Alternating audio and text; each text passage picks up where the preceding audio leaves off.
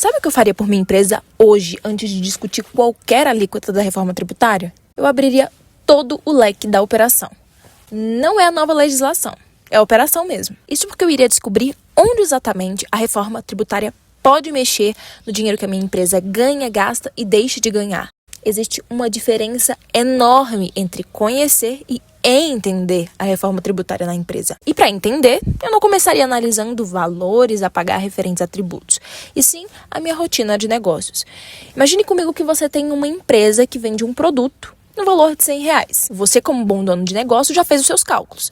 Já calculou os custos de frete, fornecedor, funcionário, água, aluguel, energia, os sistemas que você usa para operar na empresa.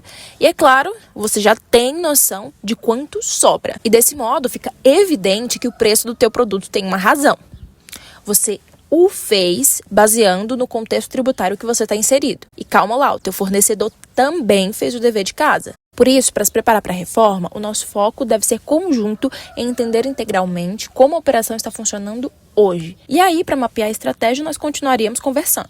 Sobre o que, Thalita? Sobre várias coisas, mas principalmente sobre o teu fornecedor. Quem é ele? Como ele faz o fornecimento do produto que vocês negociam? Qual é o produto que vocês negociam? Quem é que compra de você? É o consumidor final? Qual que é o volume das tuas vendas?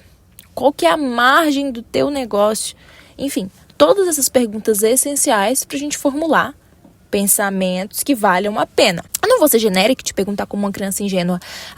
Qual que é o teu faturamento? Porque a gente está falando justamente de um assunto para gente grande, o dinheiro da tua empresa. E estamos reconstruindo o caminho que te leva até ele. Afinal, uma empresa pode faturar 5 milhões em um determinado produto e mesmo assim ter uma margem pequenininha. Enquanto outra operação do mesmo negócio pode representar uma parcela pequena do bolo do faturamento e ainda assim representar expressiva margem. E o nosso cuidado tem que ser cirurgicamente esse. Se a reforma atingir de maneira distinta essas duas atividades, o faturamento cheio ou total não vai me mostrar o calcanhar de Aquiles, o risco de fato. Por isso, quando eu estou personalizando o mapeamento estratégico de impacto da reforma, a alíquota é a última das preocupações. Primeiro vem a operação econômica. Daí é lógico que eu vou seguir várias etapas. Retorna comigo lá no produto de R$100. Suponha que você adquira esse produto por R$60 e faça a venda efetivamente por R$100. Em cálculo básico, a gente tira que são R$40 de margem bruta antes de todos os demais custos, certo?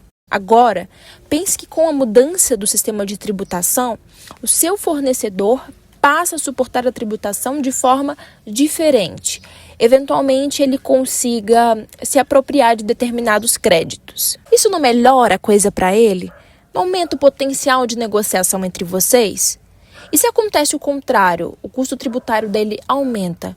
Ele não vai tentar dividir a bomba contigo? Pois então, mais importante que saber a alíquota de IBS e ICBS é se assegurar de que o produto que hoje é comprado por R$60 continue sendo comprado por R$60 ou menos. Por que não? Se o impacto for inegável em aumento do custo de aquisição, é o momento de acertar se você consegue aumentar o preço e manter a cartela de clientes intacta. Ocasionalmente, se você aumenta R$5 do valor de venda do teu produto, isso te faz perder vantagem competitiva drasticamente?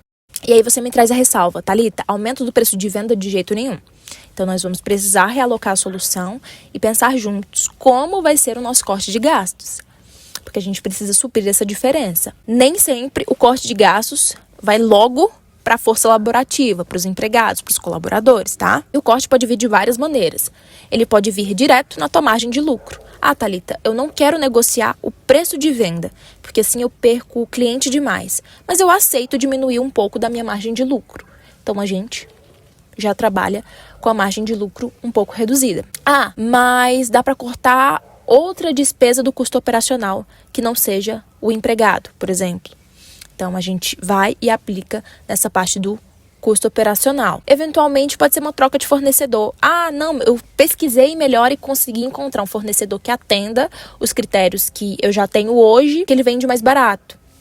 Ou não, dá para abrir mão de um ou outro critério por um preço melhor. E aí a gente adequa também. E, na pior das hipóteses, é dividir o ônus com o cliente mesmo. Quem cuida de CNPJ sabe que existe esse jogo de cintura e tem de ponderar tudo antes de uma efetiva decisão. E nada melhor do que ter alguém habilitado para pensar a esse nível de complexidade com você, te orientando pela multiplicidade de caminhos e se preocupando com a incidência tributária em cada uma das escolhas. Então a gente continua. E se precisar aumentar o preço mesmo, quem é o meu cliente? É o consumidor final ou é outra empresa?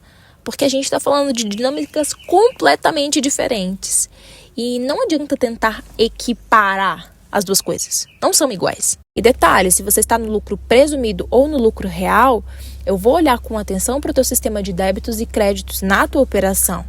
Agora, se você está no Simples Nacional, eu não posso ser leviana e dizer, fica tranquilo, a reforma não te atinge. Até porque você tem uma decisão a ser tomada sobre o Simples até 30 de setembro de 26 desse ano, sobre IBS e CBS. E uma das decisões, por exemplo, é se em 2027 a tua empresa vai recolher o IBS e CBS em guia única, DAS, ou se vai recolher no regime irregular, fora. Por isso, o meu trabalho se dedica a entender a operação, identificar as atividades relevantes, olhar para o fornecedor, para o cliente, para os contratos, para a formação de preço e, no fim, separar aquilo que realmente representa resultado para o seu negócio. Só depois é que eu cruzo essas informações com IBS, CBS, créditos, transição e o tratamento adequado àquela operação. E aí, depois de análise aqui, análise acolá, pensa daqui, pensa acolá, soluciona daqui, soluciona acolá, eu volto sempre para o ponto que nos interessa, que te interessa e me interessa,